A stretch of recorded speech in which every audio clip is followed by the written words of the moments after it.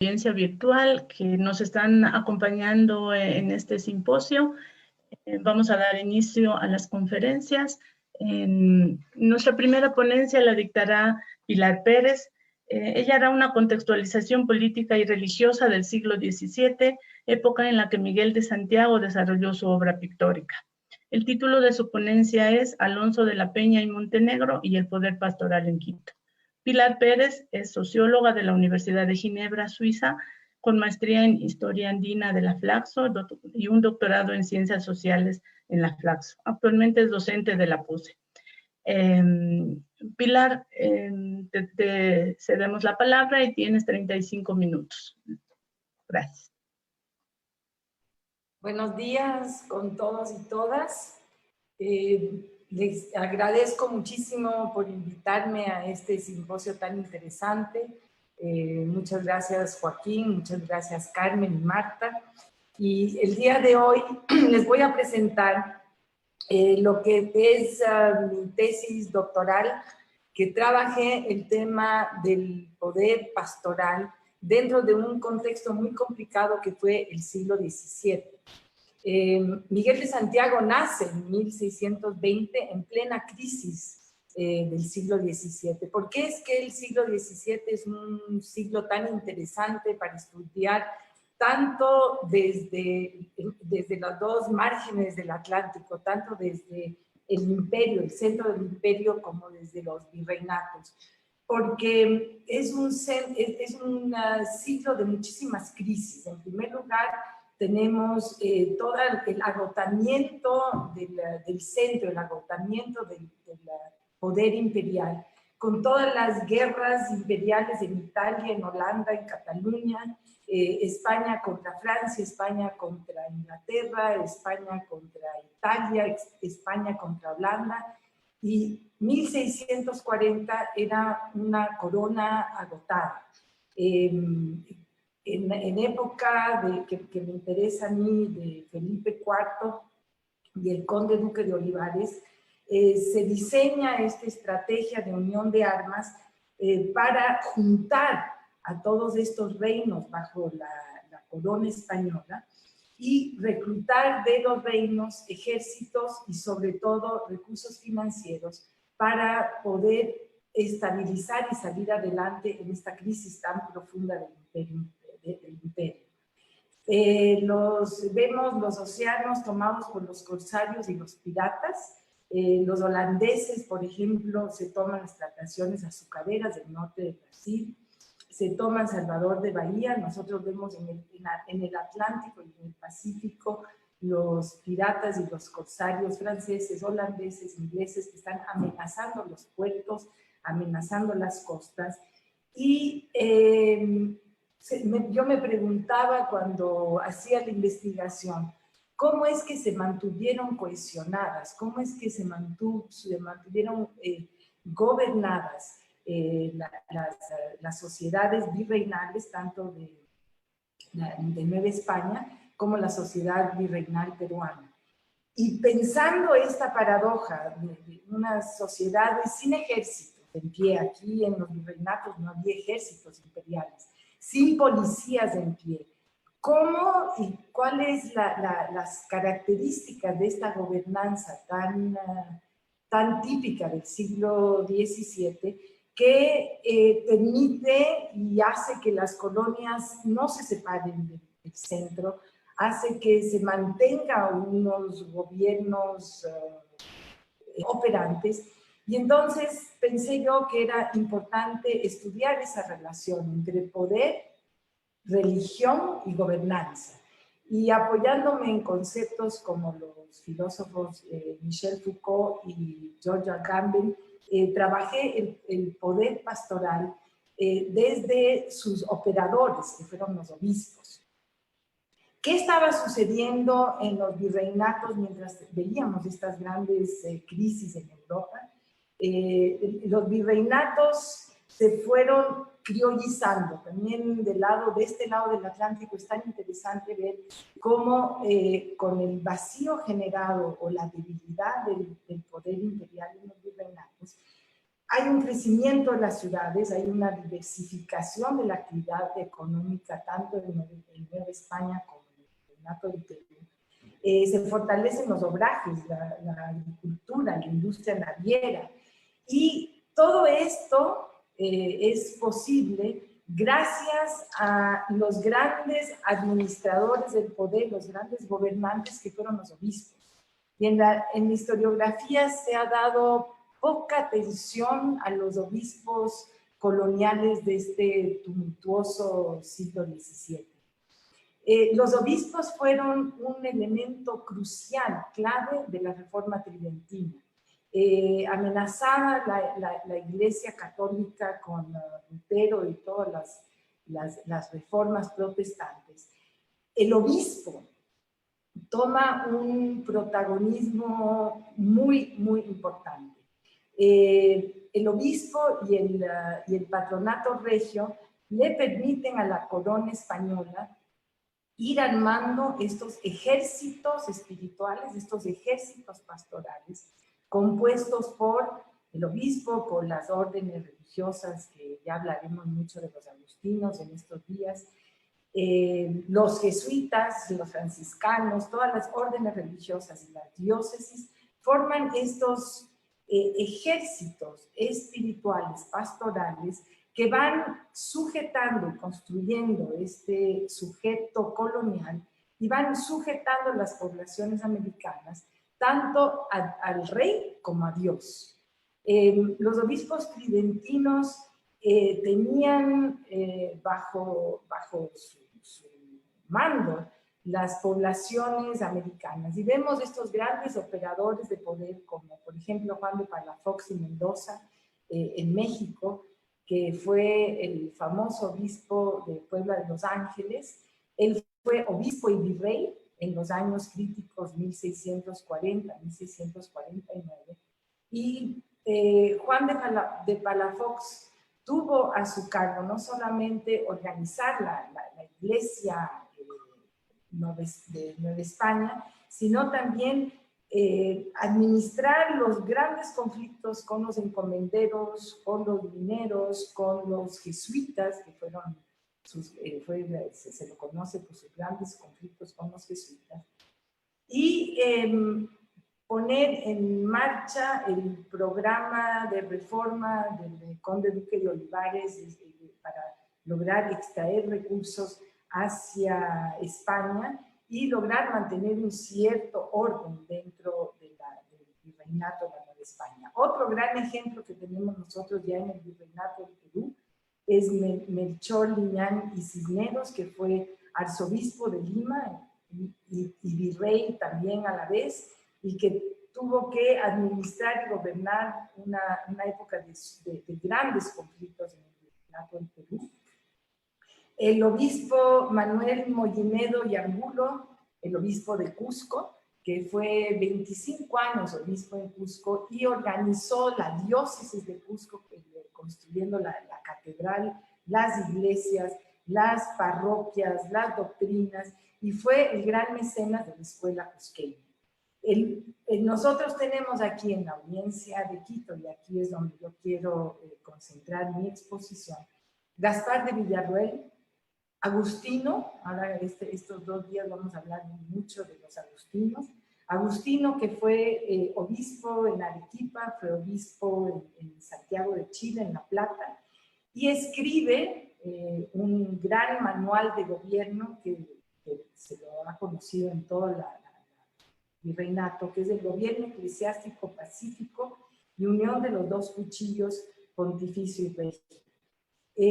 Gaspar de Villarroel escribe este gran manual de gobierno pastoral en una época sumamente conflictiva, tanto en lo que hoy es Chile, en el Alto Perú, en la audiencia de Quito, los grandes conflictos que vemos nosotros entre los distintos actores sociales fueron administrados y fueron amainados por los pensamientos de Gaspar de Villarroel, que inspiraban a los obispos a ser negociadores entre todos estos poderes y todos estos conflictos típicos de mitad del siglo XVII. Y el otro obispo que nos ocupará aquí, Alonso de la Peña Montenegro, obispo de Quito, escribe un libro muy importante que es el Manual de Gobierno para los Párrocos de Indios, el Itinerario de Párrocos de Indios, y fue un gran mecenas de la escuela quiteña. Aquí vemos nosotros estos dos obispos sumamente importantes. El obispo de Cusco, que fue central en la formación y en la consolidación y en la Escuela Cusqueña de Arte, de Alonso de la Peña Montenegro, que fue el gran mecenas de la escuela quiteña y de Miguel de Santiago. ¿Cómo operaban estos obispos? Cuando uno los ve como operadores imperiales y gobernadores de grandes poblaciones, los obispos tienen como su mandato tridentino el ir creando espacios sagrados cristianos, ir generando este orden cristiana, esta orden sagrada, construyendo una autoridad y un poder desde lo espiritual y lo terrenal. Esa es la enorme característica del poder pastoral, que tiene sus raíces en lo divino y tiene sus raíces en lo terrenal. Esto se ve muy bien en este orden pacífico de los dos cuchillos de los que nos habla el obispo Gaspar de Villarroel. El obispo debe ser reconocido por la sociedad como tal. Debe ser reconocido como una persona que representa en el territorio americano y en este caso en el territorio de la audiencia de Quito, que representa a Dios y al rey. Y eso se lo lleva alrededor de todo un boato, alrededor de toda una presentación física y espiritual del obispo. Aquí el obispo Gaspar de Villarroel siempre está manejando en su tratado esa enorme tensión entre el boato y la riqueza del barroco para representar a Dios y rey y la austeridad propia de un agustino. Esta fue una tensión que la manejó durante toda su vida personal como obispo y como arzobispo, entre ser un hombre austero y ser un hombre que despliega el poder y la riqueza alrededor del boato, y que al mismo tiempo tiene que reformar a la sociedad para que sea una sociedad más austera, pero una sociedad barroca también tiene que haber despliegue de poder. Y más tarde veremos cómo el arte permite esta exposición pública de autoridad y esta exposición pública del poder pastoral. El obispo es consagrado. ¿Y qué es lo que significa esa consagración? Que los obispos son sustraídos de lo profano, del mundo, del mundo común, donde viven los ciudadanos, aquí en este caso los sujetos coloniales en el mundo común, y es consagrado y llevado a otro plano en el que comparte lo divino y lo terrenal. Y esa consagración le permite a él ser reconocido como tal por la sociedad a la cual él gobierna. Y esta consagración del obispo, como nos habla Gaspar de Villarroel, hace que los obispos tengan que ser vistos en el espacio público y en el espacio en los que ellos exponen y caminan. Son espacios sagrados por la misma presencia, por el mismo cuerpo del obispo, y al mismo tiempo no ser sobreexpuestos y guardarse en sus casas, en la casa episcopal, en el palacio del obispo, para no desgastar su figura consagrada. Y ahí hay una enorme tensión también en cómo van construyendo los obispos coloniales su poder y su autoridad. El obispo tiene a la vez que él ha sido consagrado, él tiene como sus funciones el consagrar a los curas, llevar a cabo la confirmación, el consagrar los altares, los crismas, los óleos, construir y mantener iglesias y construir las famosas catedrales que vemos nosotros aquí en todo el territorio americano.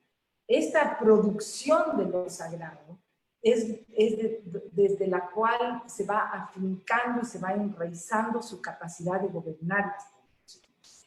El obispo, como nos muestra Gaspar de Villarroel, tiene al mismo tiempo su casa, el oikos, y es el gran administrador de su casa, y tiene que ver que los miembros de su casa, los miembros del Palacio Arzobispal, sean personas reformadas, probas, espirituales, que no den escándalos, que no manchen el cuerpo consagrado del obispo. Y eso tiene que reflejarse también en la diócesis como la casa de Dios. Aquí viene toda esta figura del poder consagrado y toda esta figura de que la obligación tridentina de los obispos es la evangelización y la conducción de las poblaciones americanas hacia su salvación. Esa figura del obispo pastor, esa figura del obispo que redime a su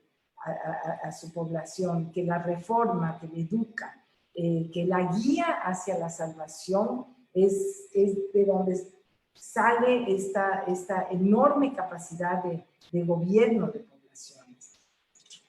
El obispo que tenemos nosotros hoy en día, en el que me voy a concentrar, el obispo Alonso de la Peña Montenegro, es un obispo que él nació en España y fue consagrado en España y mandado por Felipe IV a ser obispo de la Audiencia de Quito.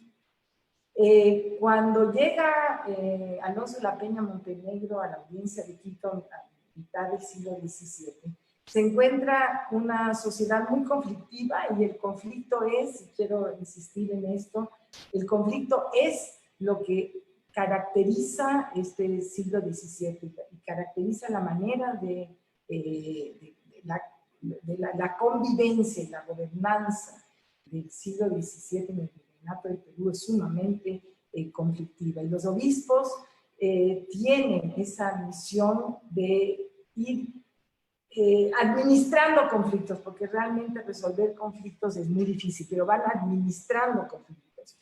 Y se encuentra aquí en la Audiencia de Quito cuando llega unas órdenes religiosas sumamente afincadas, los franciscanos, los agustinos, los dominicos, los mercedarios y sobre todo los jesuitas, controlaban la diócesis y el obispado había quedado vacante y era relativamente débil en relación al poder que tenían las órdenes religiosas. Se encuentra con una sociedad obrajera donde los obrajes y los encomenderos tenían un poder muy grande en el control de la población indígena, en el control de los recursos, y se encuentra también con una sociedad en la que tenía que construir, como nos dice Gaspar de Villarroel, esa autoridad y ese poder del obispo. Cuando llega no tenía casa, porque la casa que estaba adscrita a la catedral había sido tomada por los jesuitas, y lo es hasta ahora.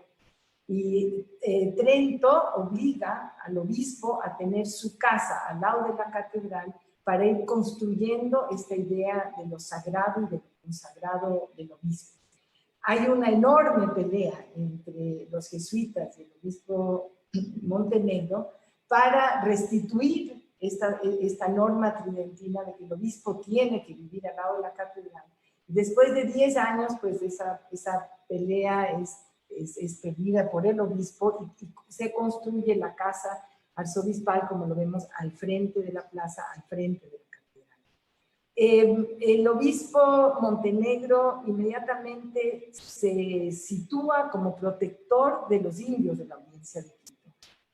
Esta figura de obispo protector se afinca en un concepto muy antiguo que es el de los indios miserables. Miserable es un concepto legal muy antiguo español que permite definir a un segmento de la población como sumamente vulnerable, en necesidad de ser protegido por los poderes. Y los indios miserables, como se los define en toda la América, es un concepto legal, como les digo, caen bajo la protección del rey y de los obispos. Alonso de la Peña Montenegro escribe su gran tratado del itinerario para curas párrocos por la preocupación de la protección de los indios, que los veían muy disminuidos, que estaban en manos, habían caído en manos de los obrajes, estaban muy maltratados. Cuando uno lee el itinerario de curas párrocos, se ve esta enorme preocupación por llevarlos hacia la protección del obispo y sustraerles de los encomenderos, de los obrajeros, de las órdenes religiosas, porque igual que en México, aquí el choque entre el obispado y las órdenes religiosas fue muy grande. Y encuentra que los curas párrocos, que son el centro, el corazón de las reformas tridentinas, las parroquias, las doctrinas y los curas párrocos.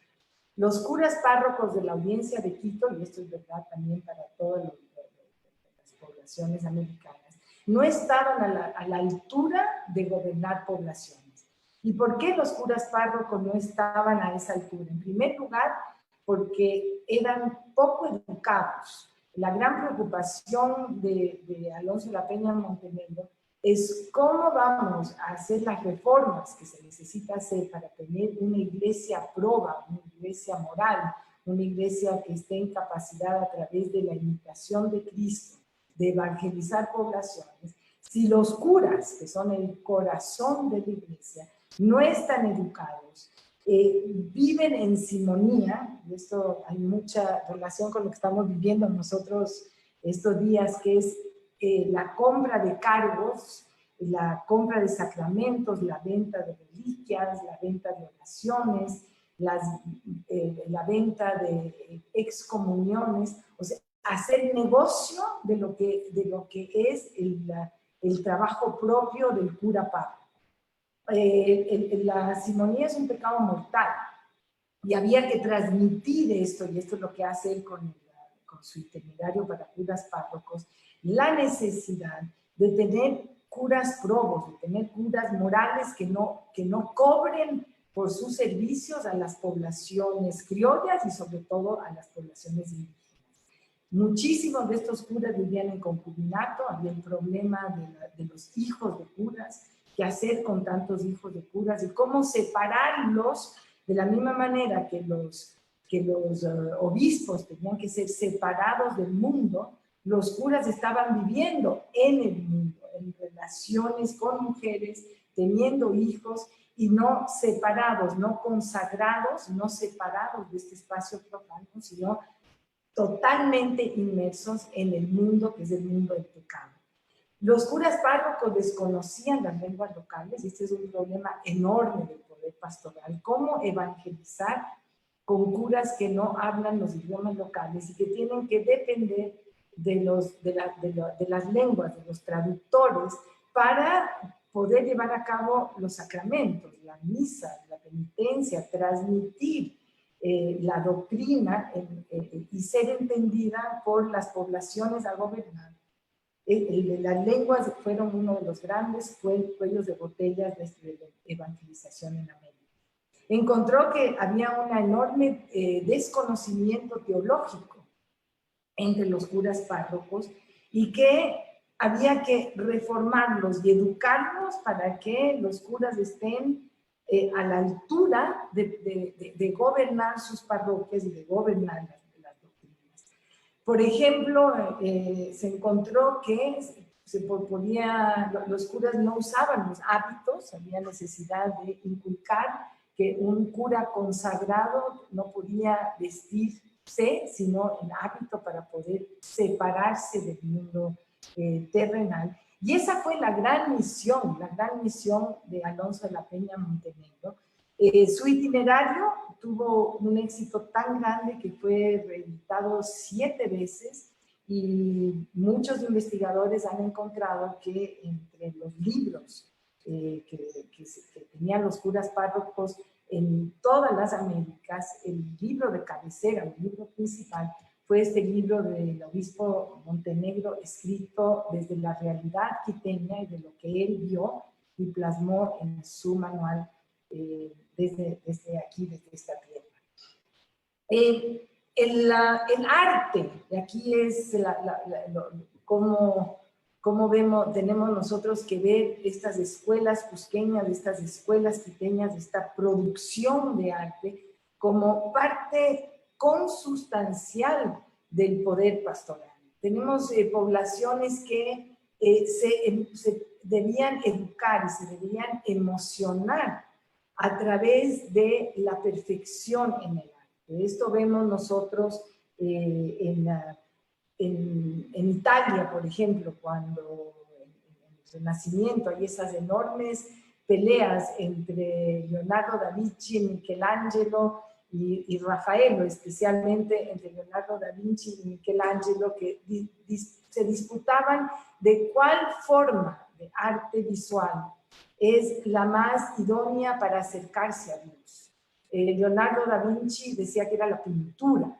Michelangelo se resentía con Leonardo da Vinci diciendo que no es la pintura, sino la escultura la forma más idónea para acercarse a la belleza y a la perfección de Dios.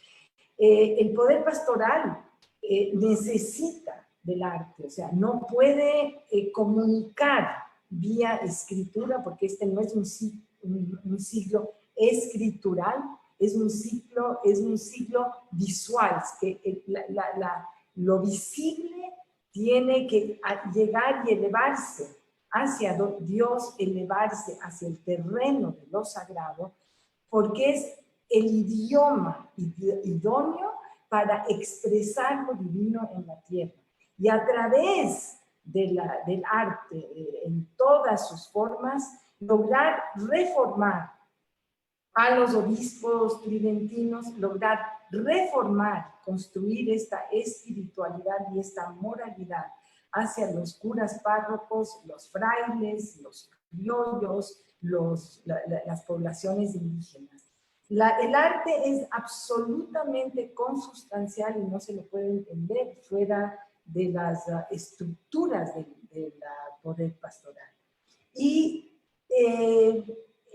de ahí yo creo que ya les paso la palabra. Ahí vemos como el arte y el arte quiteño, en el caso que nos compete, el arte cusqueño, es la manera de mayor expresión de espiritualidad, de moralidad y del mensaje teológico que produjimos nosotros aquí en la audiencia de Quito. Muchísimas gracias.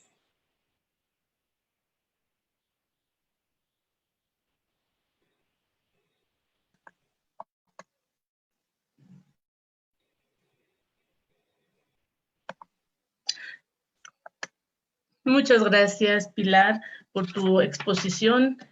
Fue muy interesante entender cuál es el papel que tuvieron los obispos y los artistas en toda esta creación y expansión del poder.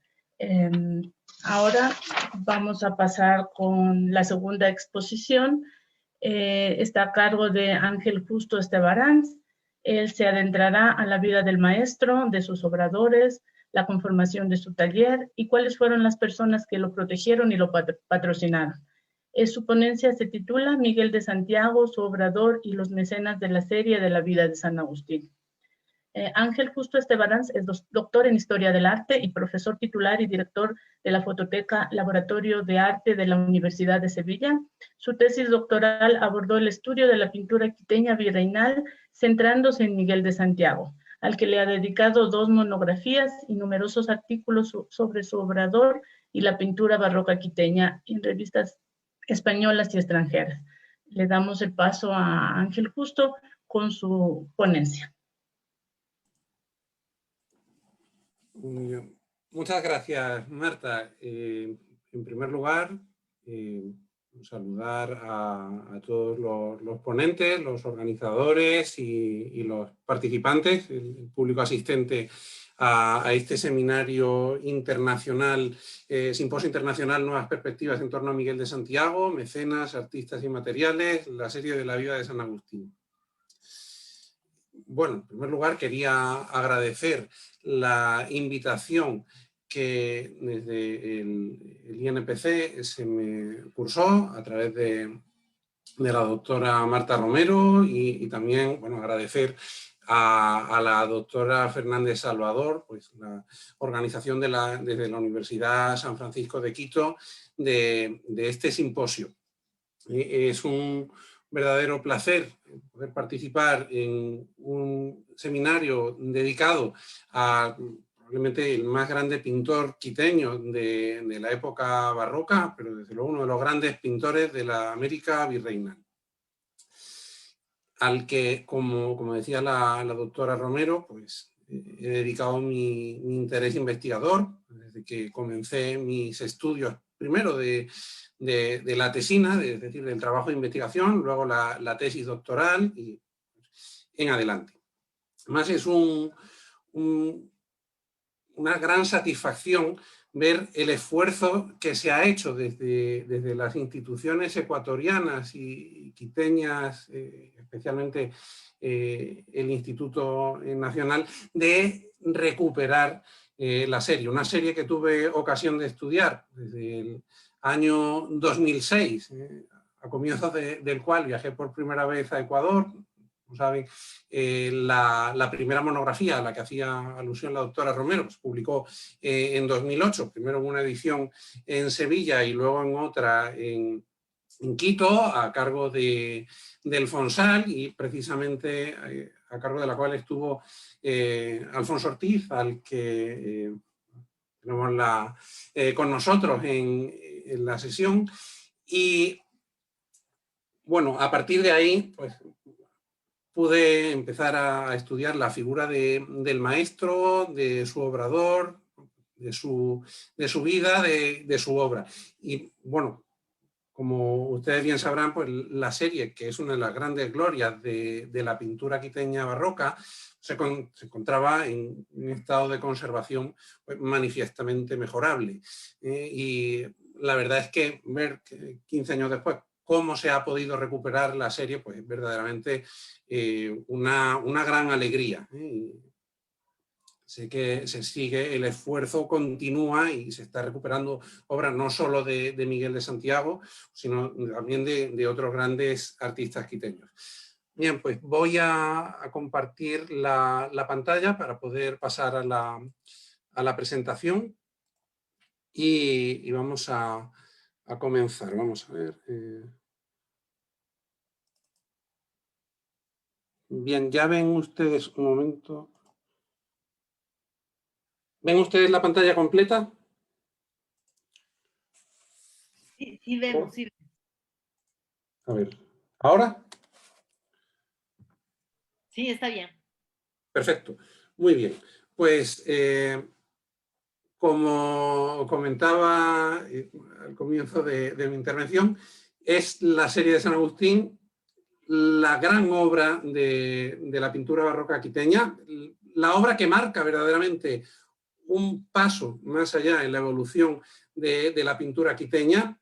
Se realizó en los años centrales del siglo, como se indica en el cuadro de la dedicatoria, que luego veremos con más detalle, pues se concluyó en 1656, momento en el que presidía la Real Audiencia de Quito don Pedro Vázquez de Velasco, y al frente de cuyo obispado se encontraba el obispo de la Peña Montenegro, del que ha hablado pues, la doctora Pérez en su intervención anterior, y se encomienda la serie a Miguel de Santiago, un joven pintor que iba a tener digamos, una proyección enorme a partir de esta serie. De hecho, 1656 él había nacido, aunque no se ha encontrado todavía la partida de bautismo, se comienza que entre más bien los años 20 o comienzos de los años 30, pero ya en 1656 no solo tiene un obrador que está trabajando para las grandes órdenes religiosas, sino que va a tener encargos precisamente de los grandes clientes, de los grandes mecenas, y que va a ser capaz de mantener el trabajo hasta el fin de sus días, que ocurren en 1706, a comienzos de 1706, en enero, y va a mantener el trabajo incluso el Obrador más allá de su fallecimiento. Obrador que contaba con, digamos, con distintos oficiales en el momento en el que se realiza la serie de San Agustín y en sus años finales. Y sabemos que se hace cargo del mismo su hija Isabel, también pintora, casada con Antonio Egas, pero Antonio Egas, que también era pintor, había fallecido en 1705. Entonces es ella quien lo sobrevive hasta 1714 y quien en su testamento pues, va a dar buena cuenta de las obras que Miguel de Santiago había estado trabajando el Obrador y que en ese momento pues, seguían teniendo, digamos, encargos. Miguel de Santiago, artista nacido de la pareja entre Lucas Vizuete y Juan Ruiz. Lucas Vizuete era un pintor indio que estaba casado, de Santiago era un hijo natural, que parece debió formarse con su progenitor. Lucas Vizuete había tenido importantes encargos también por parte de las órdenes religiosas ya en los años inmediatamente anteriores al trabajo de Miguel de Santiago y al nacimiento de Miguel de Santiago. Ya incluso a comienzos de los años 30, años 20, años 30, Lucas Vizuete se había hecho un nombre importante dentro de la capital de la Real Audiencia. Y luego además mantendría la relación porque incluso Bernabé Lobato, que va a ser oficial de Miguel de Santiago, implicado pues, en la realización de las pinturas de San Agustín, pues era nieto de Lucas Vizuete. Por lo tanto, parece que hay una relación estrecha entre Lucas Vizuete, su hijo, y su nieto Bernabé Lobato. Bien, la serie, digo que marca un antes y un después porque es a partir de esta serie cuando verdaderamente se va adentrando en la pintura verdaderamente barroca, el quehacer, digamos, artístico quiteño del momento. Durante el primer tercio del siglo XVII, sobre todo, seguía habiendo ciertos resabios deudores de algunos postulados, digamos, de progenie manierista, ¿no? Todavía muy influenciados por una estética anterior que va a superar Miguel de Santiago por una serie de circunstancias, ¿no? Solo por el acceso que tiene a grabados, por ejemplo, y el sabio uso que hace de los grabados flamencos, en este caso la iconografía Magni Patri Aurelis Augustini realizados por Sielte de Bolsward, que es uno de los grandes nombres del taller de Rubens, sino también por el conocimiento de la pintura procedente de la península que llegaba a la audiencia de Quito, de las novedades que se están realizando. Eso le permite ir un paso más allá en pos de una pintura plenamente barroca. Nos vamos a centrar en esta intervención en la serie de San Agustín, sobre todo en este caso nos interesa ver el papel que jugaron los mecenas, porque la decisión que tomó el comitente principal de la serie, Fray Basilio de Rivera, provincial de los agustinos, fue una decisión fundamental a la hora de poder asumir un encargo de dimensiones colosales, una serie que en origen contaba de más de 60 pinturas, sufrió una serie de vicisitudes, entre otras cosas, por los terremotos que sufrió Quito, ¿no? Especialmente el de 1868 fue especialmente duro, pero han sobrevivido 50 pinturas de la serie, de las que actualmente pues, se ha podido restaurar la práctica totalidad. Fray Basilio de Rivera, que era religioso agustino quiteño, que vive entre 1612 y 1678, desempeñó una serie de cargos muy relevantes en el contexto quiteño, desde la posición de secretario del padre Fray Francisco de la Fuente y Chávez, hasta ir ocupando otros cargos, ya ordenado de sacerdote, por ejemplo, designado prior del convento de la Tacunga, incluso convocaría a los padres para el capítulo provincial en Riobamba en 1637, ocuparía incluso las cátedras de la Universidad de San Fulgencio y llegaría a ocupar, 2 décadas después del encargo de la serie, el cargo de definidor de la provincia.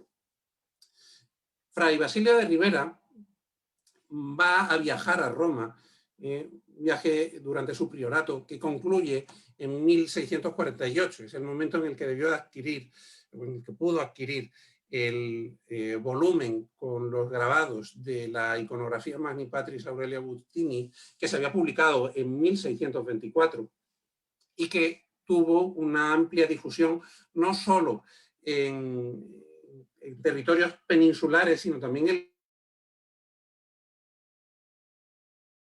los virreinatos americanos, varias series, por ejemplo, en Lima, en el Cuzco, serie de Bolso, y que transmitió, digamos, una iconografía precisa de la vida de San Agustín y de los milagros obrados después de muerto. Bien, tuvo una implicación importante en el desarrollo también de las propias obras del convento y, de hecho, va a ser el encargado de concluir, o bajo su mandato, se va a concluir la fachada de los pies, del linofronte de la iglesia conventual, según consta en una inscripción que pueden ustedes observar en la fotografía. Decía que año de 1660, a 27 de octubre, reventó el volcán Pichincha a las 9 del día. Año de 1662, a 23 de noviembre, sucedió el terremoto. Esta portada mandó a hacer el padre maestro Basilio de Ribera, siendo provincial. Comenzóse el año del 659 y se acabó en el 669. Bueno, sabemos que el primer provincialato de Fray Basilio de Ribera, bajo el cual se realiza la serie, se prolongó desde 1653 a 1657. Quizás, y el segundo en 1661-65.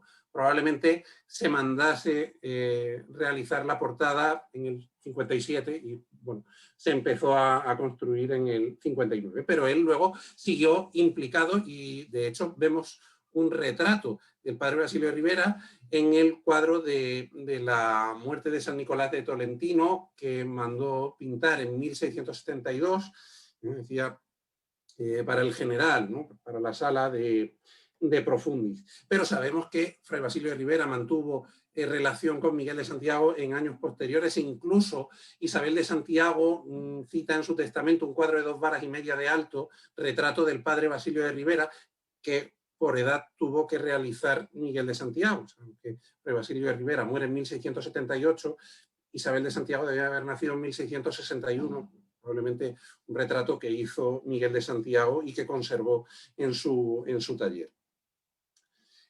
Para sufragar la serie tan voluminosa, se valió de múltiples donantes, que tal como reza en la inscripción, aquí les muestro el frontispicio, el primer grabado de la serie que iba a utilizar Miguel de Santiago como cuadro de la dedicatoria.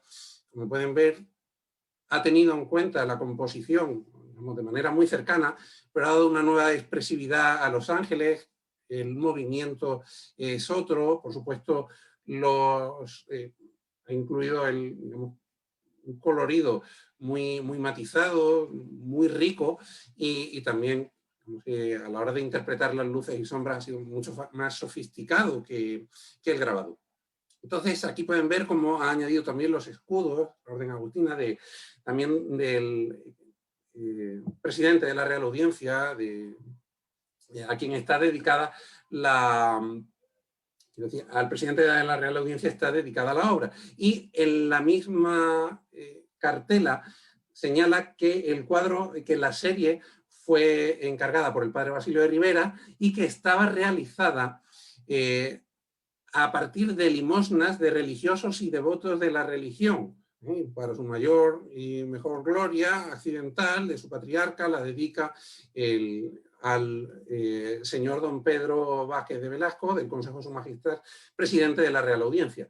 Sabemos que el presidente Vázquez de Velasco había llegado a Quito en 1655, según se indica en la cartela inferior, se termina en 1656, probablemente se pudo empezar en el propio año 55, a finales del año 55, que es cuando llega el presidente Vázquez de Velasco, o bien haberse empezado antes y aprovechar la presidencia de Vázquez de Velasco para dedicárselo a él en el momento de la finalización de la serie. Además de contar con el apoyo, digamos, de la orden agustina, que vamos a ver que fue muy importante, se valió de mecenas procedentes de las élites quiteñas, tanto religiosas como civiles. ¿Qué decisión, cuál fue la estrategia que adoptó Fray Basilio de Ribera? Pues la de incluir en las cartelas las inscripciones que aparecen en la parte inferior de la pintura y que son una modificación de las originales y, por supuesto, una traducción de los grabados que estaban en latín. Añadió, en primer lugar, quién fue el donante. No solo el nombre, cargo, título que tuviera, sino que desempeñaba en aquel momento. Y en el caso de que tuviesen un blasón familiar, hacerlo constar. Magníficamente interpretados, como los blasones de una gran calidad pictórica, pues en una veintena de casos que son los que corresponden a los donantes que tenían blasón nobiliario. Por otra parte, también se adoptó esta decisión a la hora de costear el dorado de los marcos, que no se hace en el mismo momento. En 1657 ya hay un testimonio documental procedente del archivo agustino en el que se señala la necesidad de dorar las molduras porque era mucho lo trabajado, pero estaba a pique de apolillarse, estaban en franca amenaza de deteriorarse. Entonces, parece que a partir del 57 se pretende dorar, pero no va a ser hasta el provincialato de Fray Pedro Pacheco cuando se complete el dorado de los marcos. En una publicación dedicada a este otro provincial pudimos fechar en torno a finales de los años 70, comienzos del 80, la realización o la finalización de los dorados. Él se vale de una serie de testigos procedentes de las élites locales para apoyar su buen proceder al frente de los agustinos de Quito, y ellos van a ir dando uno tras otro testimonios de cuáles fueron sus aportaciones, entre otras el dorado de los marcos. Y nos vamos a encontrar con el sargento mayor, don Jorge Lorenzo de Varela, contador mayor de bienes de difuntos, que claro, no fue quien pagó no fue quien realizó el dorado, fue quien lo pagó. Junto a él hubo otros, pues incluso agustinos que se encargaron del dorado, pero también pues, algún cerero. Saben que cereros era una profesión que en su época les permitió gozar algunos de una holgada situación económica que les iba a permitir incluso plantearse costear el dorado de los cuadros. Y el dorado de los cuadros, aunque hoy pueda parecer algo un poco extraño, en muchas ocasiones costaban más que la propia pintura. Es decir, se pagaba más por un marco dorado que por un lienzo, ¿no? Aunque hoy nos pueda resultar extraño. Y de hecho sabrán ustedes que había un Miguel de Santiago cerero, que fue confundido con el pintor. Este cerero falleció en 1673. Cuando estaba realizando la tesis doctoral encontré muchísimos documentos de Miguel de Santiago, muchos del pintor, pero otros muchos del cerero, y el cerero tenía una presencia digamos, muy activa en la sociedad quiteña, en relación a la compraventa de bienes, ¿no? También de inmuebles. Gozaba de una situación muy, muy aseada. Bien, aquí tenemos el ejemplo del nacimiento del santo, claro, Juan de Morales Aramburu, que es del Consejo de Su Majestad, oidor de la Real Audiencia de Quito, quien paga la realización del lienzo. Ha sido restaurado en esta década, pues de los primeros que se restauraron, y luego el dorado de Jorge Lorenzo Varela. Por cierto, una pintura que tiene un detalle fabuloso de bodegón, ¿no? Que es uno de los mejores ejemplos de bodegón del Quito barroco, el frutero que tienen ustedes en la zona inferior izquierda, y luego, por supuesto, este otro detalle también fantástico.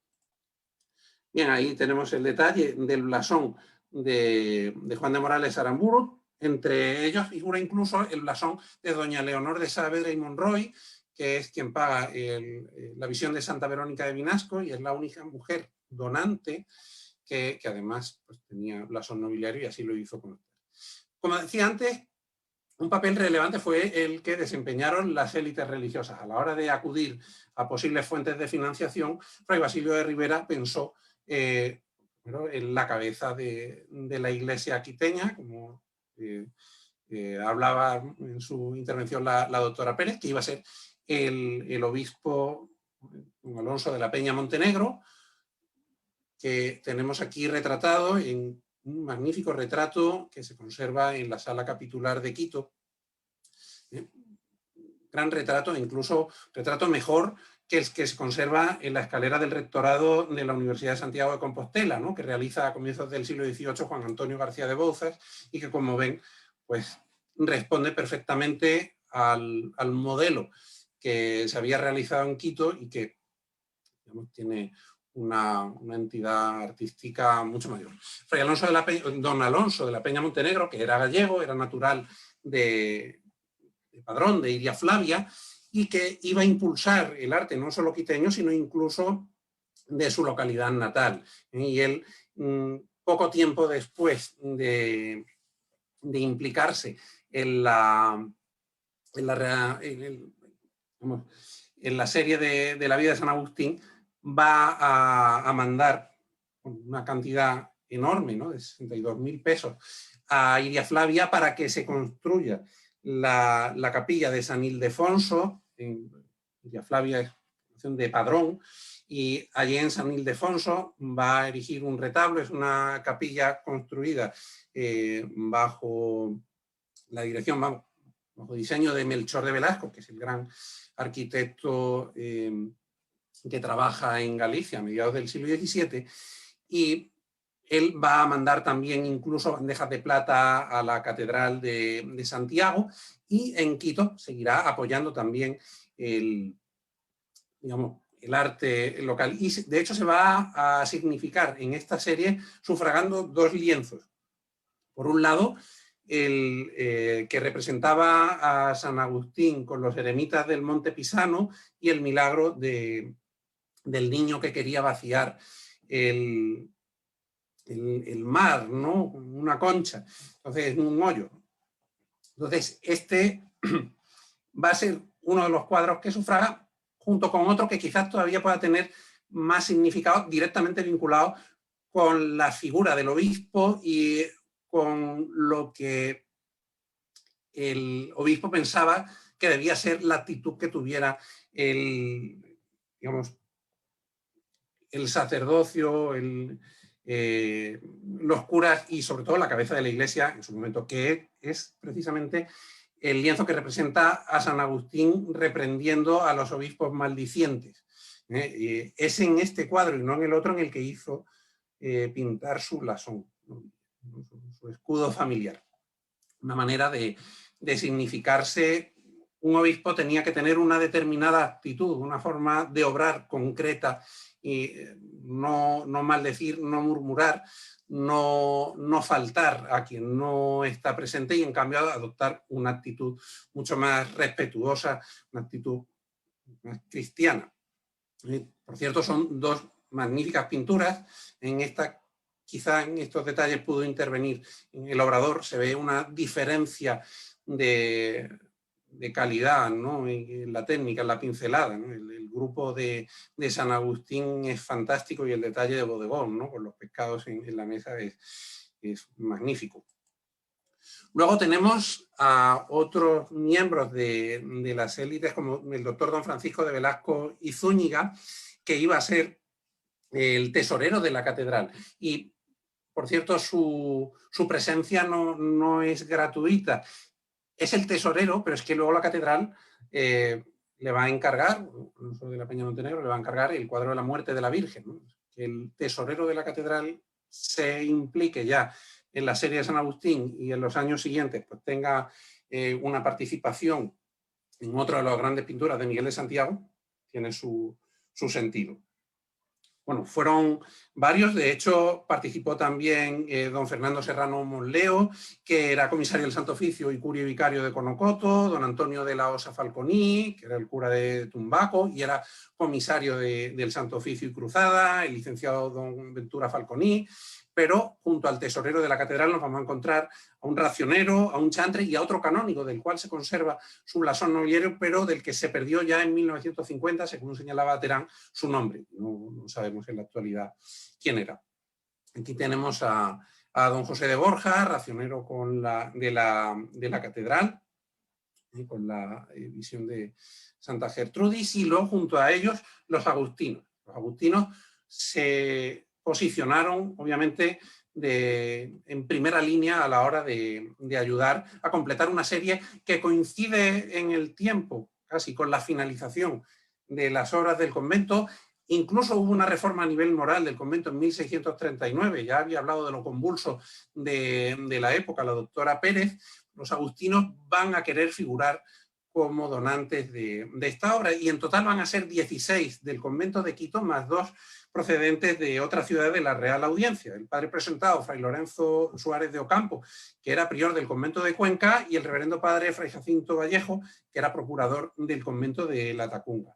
Incluso fray Agustín de Córdoba luego iba a pagar 2 cuadros, ¿no? Igual que había hecho el obispo, o sea, que es una forma de implicarse directamente. Aquí tenemos a fray Pedro de San Nicolás, que luego incluso iba a ser quien ordenase la realización de la regla de San Agustín, iba a ser el que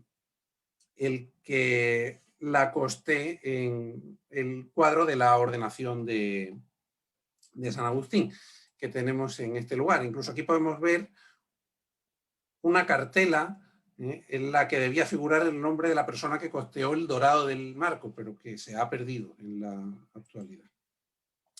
Tenemos algunos casos en los que la relación entre el tema de la pintura y la procedencia, oficio, el puesto que ocupaba el donante es muy clara. Lo hemos visto en el caso de San Agustín y los obispos maldicientes, pero lo vemos también en el caso de fray Pedro Nivela, que era un religioso del convento de Quito, y la liberalidad de San Agustín y la caridad para con los pobres, ¿no? Pues San Agustín manda que se fundan unos cálices para poder atender las necesidades de estos pobres que han acudido en su ayuda. Y es un cuadro que, por cierto, tras la última restauración, ha podido recuperar un colorido, tonalidades verdaderamente ricas, vibrantes, que estaban muy perdidas. Si ustedes ven fotografías de la década pasada, por ejemplo, las de la monografía de Miguel de Santiago en San Agustín de Quito, del Fonsal,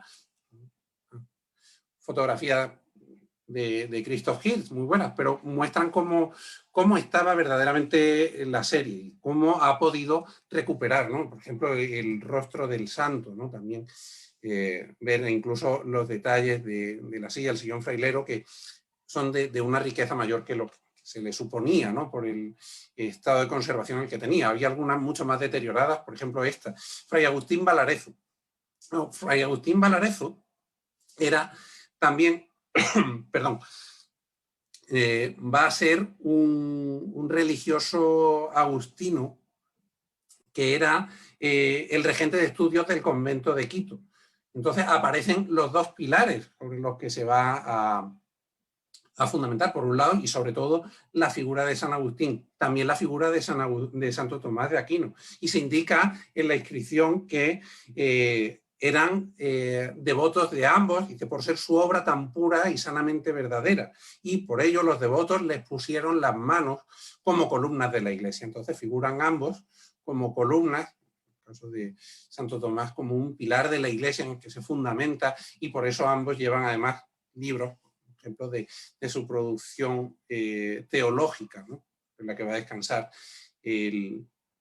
también la formación de los agustinos. No todos los agustinos pagaron, algunos trabajaron directamente como pintores, y aquí encontramos a Fray Alonso Vera de la Cruz, que va a realizar 13 pinturas, según consta en la inscripción al pie de la pintura. Aquí tenemos al arcángel Uriel con la espada de fuego a la puerta del paraíso, y que va a realizar él directamente, pues a la vez que Miguel de Santiago, pero también vamos a encontrar una inscripción en la que se dice que el padre, el reverendo padre Pedro de la Cruz, va a sufragar el dorado de las molduras de los marcos, que además, como pueden ver, pues son riquísimas. También tienen una labor de talla verdaderamente exquisito, y un dorado, un cuidado que se ha podido también recuperar. Junto con las élites religiosas destacaron miembros de las élites civiles. Por supuesto, el dedicatario de la serie, que era el Pedro Vázquez de Velasco, el presidente de la Real Audiencia, pero van a intervenir como donantes militares, por ejemplo, un miembro de las órdenes de caballería, don José Barnuevo y Albia, que es caballero de la Orden de Santiago, ¿no?, que pagó el cuadro de la muerte de Santa Mónica en Ostia. José Barnuevo y Albia era un personaje procedente de Logroño, peninsular, llegaría a ser incluso regidor de Quito en 1668. Bueno, en los años previos ya está implicado en la vida de la ciudad, la vida cultural también, como pueden ver. Y tendría, de hecho, larga relación con los agustinos de Quito, porque a finales de siglo, incluso vamos a encontrar que daba su testimonio, ya en los años finales de los 70, comienzos de los 80, de Fray Pedro Pacheco, ¿no?, en ese expediente que les comentaba antes, en el que se glosan todas las actividades en pos del convento quiteño y de la comunidad quiteña que había realizado Fray Pedro Pacheco. Va a haber varios funcionarios de la administración, aquí a Luis José Mello de la Fuente, e incluso vamos a tener, por cierto, a Luis José Mello de la Fuente sufragando el coste de una pintura no de Miguel de Santiago, sino de un artista de su obrador, que es Bernabé Carreño, quien además firmó, como pueden ver aquí, Faquiebat Carreño, 1656 años. Carreño, incluso pudimos localizar en el Archivo Nacional un documento que demuestra que llegó a ser maestro pintor, ya al menos a mediados de la década siguiente, para 1665, una venta de casa. Bernabé Carreño figura ya firmando como maestro pintor, cosa que Bernabé Lobato o Simón de Valenzuela, que están colaborando con Miguel de Santiago en estos momentos, no aparecen mencionados de esta manera. El cuadro que paga es el San Agustín enseñando retórica en Milán, es decir, en un momento previo a su conversión. Fíjense que San Agustín parece ataviado como un caballero, todavía no se ha convertido, no ha tomado los hábitos. Aquí podemos ver su blasón familiar. O, por ejemplo, el capitán Gabriel de Avendaño y Zúñiga, que era regidor de Quito y chanciller mayor de la Real Audiencia. Aparecen las tentaciones de San Agustín, ¿no? Las tentaciones del santo, pero él se mantiene ajeno, ¿no?, a la tentación, ajeno al pecado.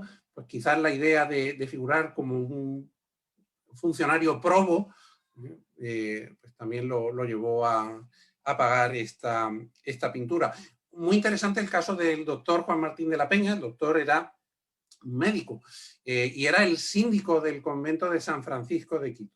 Es un personaje interesantísimo que aparece relacionado con Santa Mariana de Jesús, que va a ser incluso merecedor de un poema del gran poeta Jacinto de Hevia, incluso por haber intervenido, por haber curado a un famoso personaje. Y él hace constar precisamente los últimos momentos, su nombre en los últimos momentos de San Agustín, en la muerte, con otro detalle de bodegón fabuloso, e incluso el blasón nobiliario.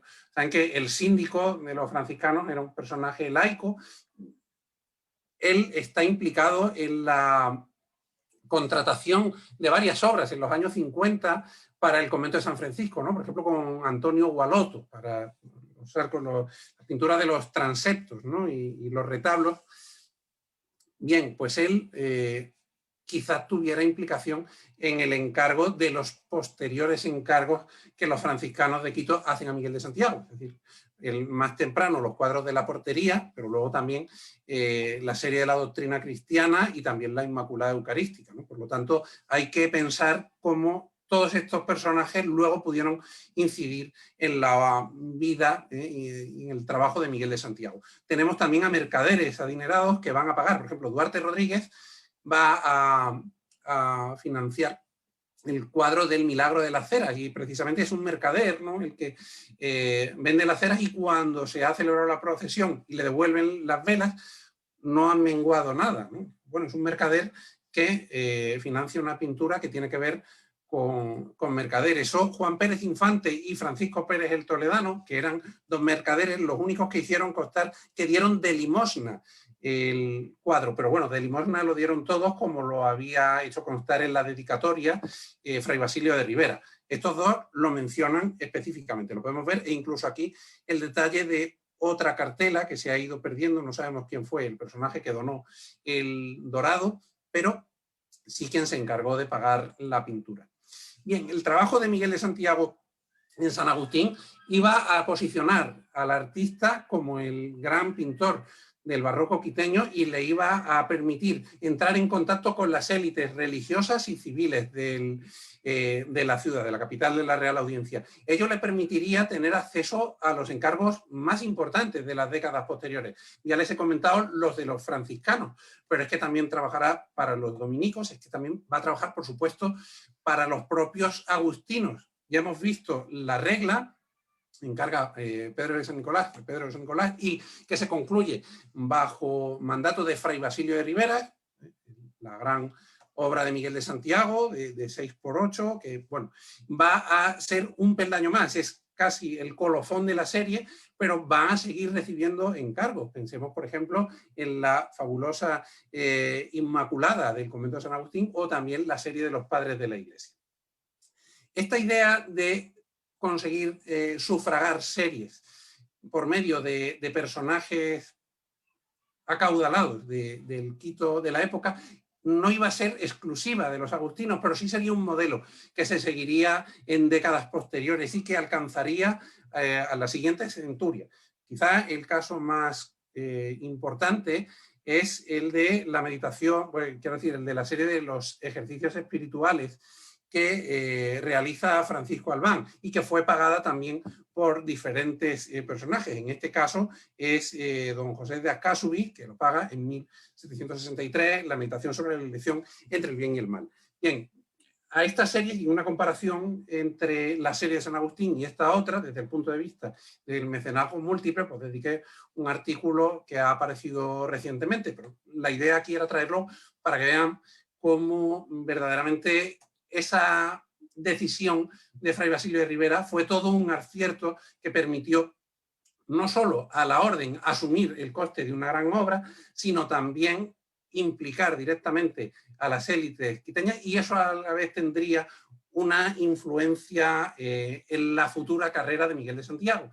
También la tuvo en la de Francisco Albán, pero en este caso que estamos tratando ahora, y es Miguel de Santiago, lo posicionó como el gran pintor del momento, como el pintor digamos, predilecto por parte de las élites, probablemente también de las élites civiles. No hemos encontrado todavía encargos directos entre estos personajes y luego encargos que se hicieran a Miguel de Santiago, sí entre las órdenes religiosas, pero sí sabemos también que Miguel de Santiago fue un autor muy valorado por quiteños, digamos, las élites civiles, que iban a conservar, a encargar y a conservar orgullosos obras del pintor, y que así lo iban a citar incluso 50 años después de muerto Miguel de Santiago.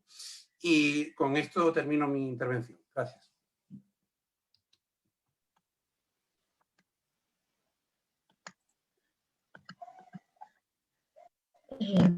Muchas gracias. Fue muy interesante hacer esa visita visual de las obras de la serie de la vida de San Agustín y conocer sobre los mecenas que lo auspiciaron. Le agradecemos mucho a Ángel por su intervención y ahora pasamos a las preguntas del público. Les invitamos a que las hagan por el chat o por la sección de preguntas y respuestas. Y por el momento tenemos una pregunta que está dirigida a Pilar. ¿Existe en el itinerario de párrocos de indios de Alonso de la Peña y Montenegro sugerencias para descubrir idolatrías? Muchas gracias por la pregunta. Sí hay, porque digamos, la preocupación del obispo y la razón por la que escribe el itinerario es, la primera parte habla sobre cómo hacer de los curas idóneos, todo lo que les expliqué al comienzo. Y la segunda parte es sumamente interesante porque para poder evangelizar hay que conocer las poblaciones. Y ese es uno de las grandes, digamos, instrucciones dentro del itinerario, y es cómo conocer al sujeto que se está evangelizando. Cómo vive, qué es lo que cree, cómo son sus cultos, cómo incidir a través de la doctrina sobre las malas costumbres así vistas en esa época de las religiones locales. Sí es muy interesante, digamos, está escrito desde la perspectiva de un obispo cristiano, por lo tanto no es un antropólogo que esté escribiendo el itinerario para curas párrocos, pero si uno lee esa fuente de una manera sesgada, puede encontrar elementos muy interesantes sobre los distintos grupos étnicos en la audiencia de Quito. Otra cosa que hay que resaltar es que las poblaciones criollas y peninsulares tampoco eran profundamente cristianizadas, ¿no? Tenemos que acordarnos que después de Trento se empieza a hacer este ejercicio profundo de evangelizar tanto a las élites peninsulares como a los criollos, como a los indígenas, porque es una mistura de creencias, de culturas, de cultos, que ha llegado a definirse como un catolicismo andino. Muchas gracias. Gracias. Para Ángel, ¿los ayudantes u oficiales de Miguel de Santiago tenían libertad para proponer los trazos figurativos de los personajes pintados? Bien, bueno, a ver, creo que preguntaba Rita, ¿no? También, digo, porque hay dos preguntas que pueden ser, digamos, complementarias, y Gustavo Vallejo también. Claro, Miguel de Santiago fue el maestro al frente del obrador. Efectivamente, obrador, taller, es lo mismo, ¿no? Taller viene del francés y obrador, pues, en la época, en España de la época se utiliza mucho el término obrador. Entonces, Miguel de Santiago contaba con varios oficiales. Por eso, en el cuadro de la dedicatoria, encontramos que dice este cuadro de la dedicatoria con 12 o más, pintó Miguel de Santiago en todo este año de 656 en que se acabó esta historia. Claro, ¿cómo es que no sabían cuántos pintó el maestro? Y si eran 60 y tantos, ¿cómo que con 12 o más? Claro, porque el maestro se encargó de, digamos, de liderar la realización de la serie, de dar las pautas generales, por supuesto de proponer las líneas generales. Ya sabemos que tuvieron como referencia la serie de Schelte de Bolsward, de la iconografía Magni Patris Aurelii Augustini, pero claro, era mucho menor el número de grabados que los cuadros que componían la serie quiteña, por lo tanto hubo que buscar también otras posibles fuentes. Miguel de Santiago se encargó de realizar, de pintar él mismo varias de las obras y luego supervisar el resto. Y hay algunas en las que se puede ver mayor intervención del maestro y menor, ¿no? Y podemos ver que hay rostros que tienen un estilo concreto que se parece, digamos que está mucho más cercano a la mano, al ductus del maestro de Santiago, y hay otras que se alejan. Y si vemos, por ejemplo, ese San Agustín enseña retórica en Milán de Bernabé Carreño, o que son las que están firmadas, también la de el arcángel Uriel, que dice: este querubín con la espada de fuego a las puertas del paraíso dio y pintó de su mano el hermano Alonso Vera de la Cruz. Bueno, es otro pintor, también Bernabé Lobato y Simón de Valenzuela. Claro, ellos siguieron, esto como era habitual, ¿no?, en la época, las pautas del maestro. Esto lo hacía Miguel de Santiago, esto lo hacía Zurbarán, esto lo hacía Murillo, lo hacían todos. Además, no es algo que en absoluto desdiga la serie, ni por supuesto el hecho de que se utilizasen grabados, ¿no?, como referencia. Esto hubo en su época también un debate, digamos, de cierto nivel, en el que había, por ejemplo, autores que a Alonso Cano le criticaban el uso habitual de modelos grabados, y él decía: bueno, hagan ellos otro tanto que yo se lo perdono, ¿no? Pues era por un lado, era habitual, y por otro lado es que muchas veces venía impuesto. Es que los agustinos de Quito querían tener una serie que se basara en la iconografía oficial, los agustinos, que era la que había salido de Amberes. Y nos vamos a encontrar, por ejemplo, en mi libro sobre pintura y sociedad, publico también de otra serie que se le encarga a un pintor, a Miguel Ponce, y se le dice, se le entregan los grabados para que los pinte de la manera más cercana posible. Entonces, claro, dice: bueno, ¿y qué pasa con la creatividad del pintor? Que hay muchas maneras de acercarse. Uno coteja los grabados de Bolsward con las pinturas de Miguel de Santiago y cambian. No es solo que cambien detalles iconográficos, es que cambia la expresividad. Por ejemplo, el San Agustín de Miguel de Santiago es un San Agustín mucho más joven que el San Agustín de Bolsward, pero no es solo un San Agustín más joven, es un San Agustín más cercano, que tiene una mirada diferente, que mira al espectador, es decir, mira a los agustinos de Quito. Y les recuerdo que en 1639 se había realizado una reforma moral, se estaba proyectando una imagen y se estaba ofreciendo un modelo de virtud. Es decir, la serie, por supuesto, que decoraba, pero no solo decoraba. La serie era un modelo de virtud que veían día sí y día también, a una hora y a otra. Y cuando iban a la escalera, veían el cuadro de la grada, que era la regla de San Agustín, y luego está la conversión de San Agustín, ¿no? Si ustedes van hoy al convento, la caja de escalera, pues tienen a San Agustín con el tole lege, ¿no? San Agustín descansando a la sombra de un árbol, y de repente se le aparece un ángel y dice: tole lege, toma y lee. Y él abre y ve una epístola de San Pablo y dice que no hay que dedicarse, o hay que desentenderse un poco de las cuestiones terrenales y carnales, si se quiere, y dedicarse un poco al cultivo del espíritu, ¿no?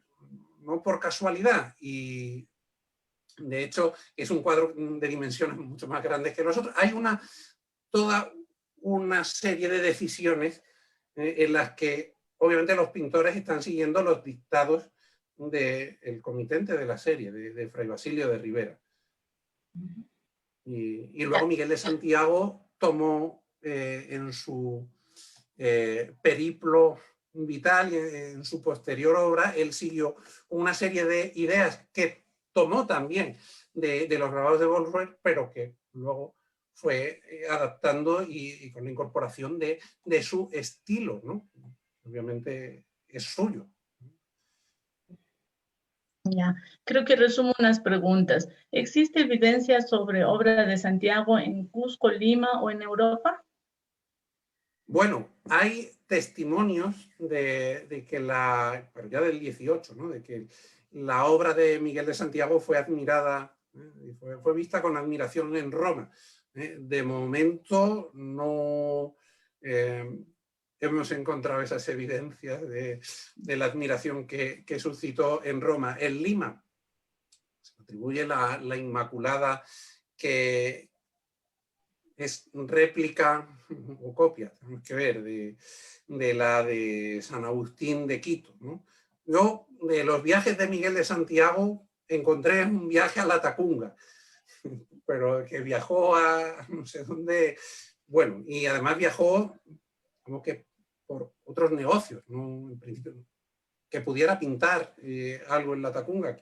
Bueno, bien, otra cosa es que pudiera mandar obras, por supuesto, ¿no? Como mandaban otros artistas que no salieron de la Real Audiencia, y bueno, sabemos, y no solo en el 17, luego en el 18, y por supuesto en Bogotá existen dos series, no una, ¿no? Porque está, o sea, quiero decir, está así, la serie de, bueno, una seguro, que es la serie del alabado, ¿no? Famosa, bueno, sí, y otra también, que son los artículos del credo, el alabado en San Francisco, el credo en la catedral, pero el hecho de que se conserven en Bogotá no quiere decir que sean series realizadas en Bogotá. No tuvo por qué desplazarse Miguel de Santiago a Bogotá, sino mandarla desde la Real Audiencia de Quito, igual que se mandaban obras desde la península a América o desde América a la península, ¿no? Sabemos, y conservamos, ¿no? Series de la época. No de Miguel de Santiago, sí de otros artistas. Y, por ejemplo, de Quito, pues ya en el siglo XVIII, pues la serie de los tipos de la Real Audiencia de Quito, de Vicente Albán, ¿no? de 1783. O se mandó, por supuesto, Los mulatos de Esmeralda, ¿no? Como obra significativa también de un periodo muy temprano, y por supuesto como obra significativa de la pintura quiteña. Para Pilar, ¿de qué manera le sirvió, de qué manera la serie sirvió en la evangelización de la población? Bueno, sirvió, como les comentaba en mi exposición, había que primero reformar la cabeza antes de reformar la población. Y toda la serie que vemos en San Agustín sirvió para educar a los agustinos. Y los agustinos se distinguieron, como dice Gaspar de Villarroel, que fue el obispo Gaspar de Villarroel, fue agustino, se distinguieron por la austeridad. Ellos tenían esta tensión, este conflicto entre ser austeros en un mundo barroco que había que demostrar y había que exponer el boato, la riqueza, todos estos símbolos. Y todas estas series que vemos nosotros en San Agustín servían primero para construir la autoridad de los agustinos, y esa autoridad se construye desde el santo San Agustín. Y tenía que ser, como bien lo dice el doctor Esteban Ans, tenía que ser una obra emocional, o sea, esa cara que hemos visto de San Agustín, un San Agustín joven, es una persona que emociona, que da ejemplo, que es un modelo de lo que debería ser el obispo tridentino, siguiendo el modelo de Carolo Borromeo, el famoso obispo italiano, y la base, la esencia emocional de los agustinos a través de San Agustín es lo que los distinguía de las otras órdenes religiosas, lo que los separaba de los curas párrocos y del obispo, y es la manera como los agustinos iban construyendo esa autoridad, esa potestad, y cómo querían que la sociedad los viera a ellos. Y por eso contrataron una obra emocionalmente y moralmente tan poderosa como la de Miguel de Santiago. Evidentemente son unos recursos pedagógicos y unos recursos de evangelización sumamente poderosos. Para Ángel, ¿el contenido iconográfico de las pinturas era supervisado por la autoridad competente durante el proceso de elaboración o tal vez antes de su exposición pública? Claro, bueno, a ver, Fray Basilio de Rivera, los agustinos lo que hacían era encargaban la obra, iban dando, le facilitaban el material iconográfico de referencia. Para algunos casos incluso los pintores podían tirar incluso de estampas que ellos mismos atesoraban, que habían ido adquiriendo. Obviamente se le facilitó la serie, igual que se le facilitaron las estampas de la regla. La regla fue está basada en una serie de 12 estampas, en este caso italianas, ¿no? de Oliviero Gatti. Pueden encontrar el artículo en la revista Quitumbe, ¿no? Publiqué un artículo precisamente sobre esa pintura. Y lo que hizo Miguel de Santiago, además de proceder, tal como había dicho, para el caso de San Agustín, vuelve a cambiar las facciones del santo, vuelve a hacerlo más joven, vuelve a mirar al Agustino de Quito, cambia, por ejemplo, el cromatismo, lógicamente, el ambiente, la luminosidad de la pintura, pero cambia el formato. Claro, porque la serie de 12 estampas, una vez montadas, tenían un formato apaisado, que no tenía sentido para el lugar donde iba a ir el cuadro, que era en la escalera, ¿no? Entonces lo que hacen es cambiarlo y darle un formato que incluso llega a ser mucho más conveniente. ¿Por qué hizo eso Miguel de Santiago? Entre otras cosas, porque desde el convento de Quito, los comitentes le dijeron que se adecuara a un cierto formato, ¿no? Y luego, obviamente, una vez terminada la serie, pues, claro, el comitente veía y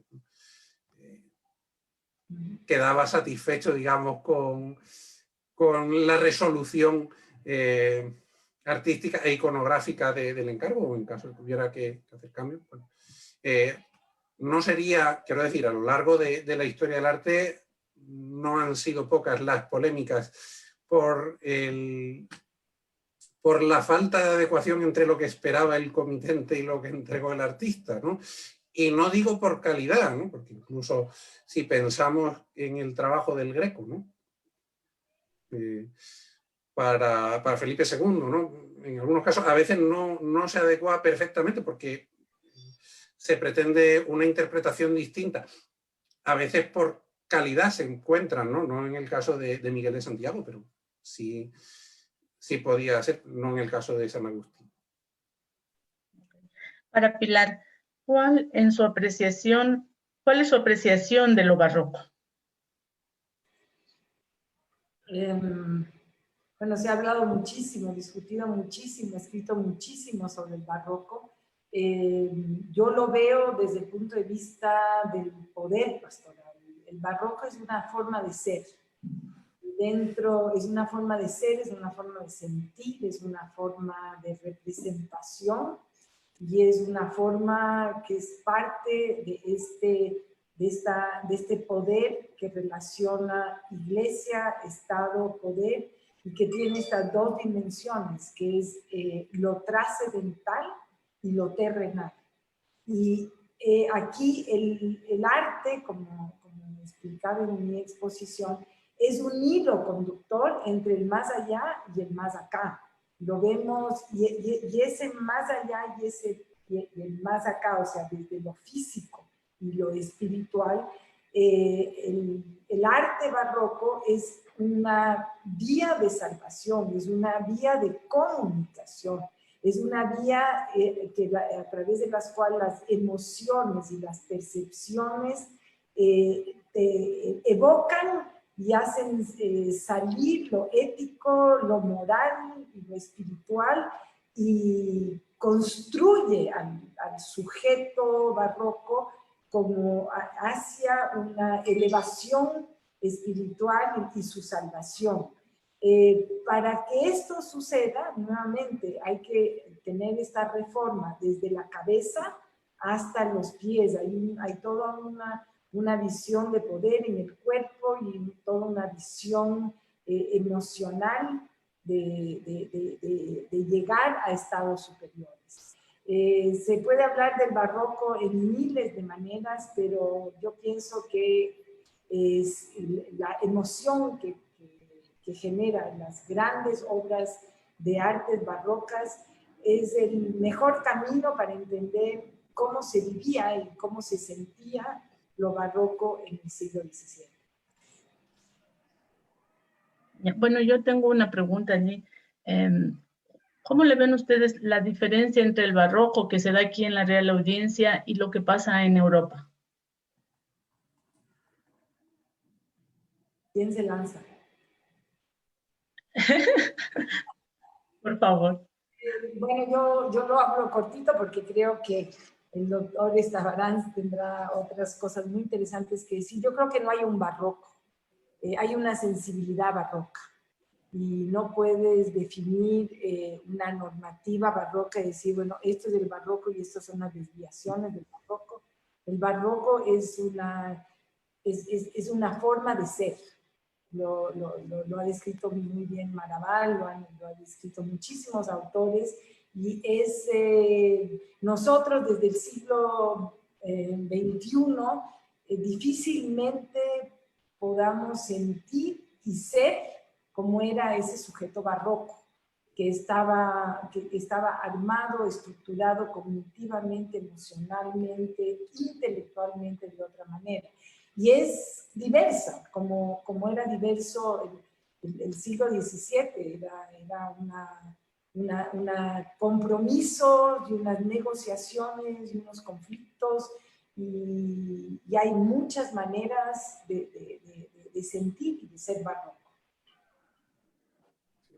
Efectivamente, el barroco es multiforme y claro, hay un barroco hispánico, pero claro, dentro del barroco hispánico no es lo mismo lo que se está haciendo a mitad del 17 que en el primer tercio del 18, no es lo mismo lo que se está haciendo en Sevilla que lo que se está haciendo en Puebla de los Ángeles, que lo que se está haciendo en Quito. Y no es lo mismo lo que se está haciendo en el mundo católico que lo que se está haciendo en el mundo protestante. Y claro, el barroco es Rubens, pero barroco es Vermeer. Bueno, Vermeer era católico, pero estaba en un ambiente diferente. Pero barroco es Rembrandt. Y, quiero decir, hay muchas formas de atender también a esa actitud, que tiene que ver también con la valoración del sentimiento, ¿no? Y del instante, de lo íntimo, de lo adjetivo, ¿no? En muchas cuestiones, pero que se puede interpretar de muchas maneras. Es muy, muy amplio, muy rico y variado, ¿no? Muy bien. Les agradecemos muchísimo por la participación a nuestros dos panelistas y les recordamos a todos nuestros asistentes virtuales que mañana tenemos la segunda jornada y que empieza a las 9. Y solo quería decir una cosa. Sí, muchas gracias Pilar, y muchas gracias Ángel por sus extraordinarias conferencias. A los asistentes les quería recordar que pueden ingresar por el mismo link, y si tienen algún problema estamos transmitiendo también por Facebook Live, y después además las conferencias, el simposio está siendo grabado, ¿no? Así que también lo pueden disfrutar más adelante. Muchísimas gracias y nos vemos mañana. Muchísimas gracias. Hasta mañana. Hasta mañana. Muchas gracias, felicidades. Muchas gracias, excelentes presentaciones, hasta mañana. Gracias a todos, felicidades por la presentación, Ángel y Pilar, me ha encantado. Gracias. Muchas gracias.